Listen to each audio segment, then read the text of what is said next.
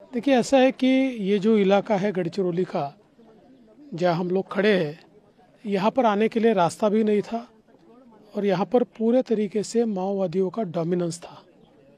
आज उस डोमिनेंस को समाप्त करते हुए यहाँ पर दो बड़े आउटपोस्ट हमारे तैयार हुए हैं और सीधा छत्तीसगढ़ से जोड़ने वाला रास्ता और पुलिया यहाँ पर तैयार हुआ है। एक प्रकार से 75 वर्षों के बाद यहाँ के लोगों को एसटी बस क्या होती है, स्टेट ट्रांसपोर्ट की बस, वो देखने को मिलने वाली है।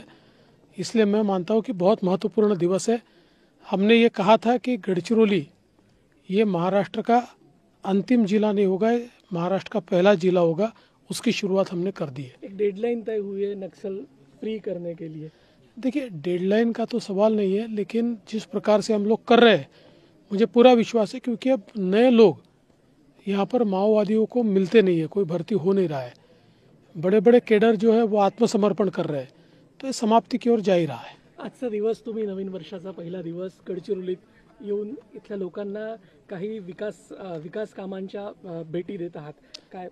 मला अतिशय आनंद आहे, कारण हा जो सगळा भाग आहे या भागामध्ये वर्षानुवर्ष दळणवळणाची साधनं नव्हती, रस्ते नव्हते आणि माओवाद्यांचा डॉमिनन्स असलेला हा सगळा भाग होता।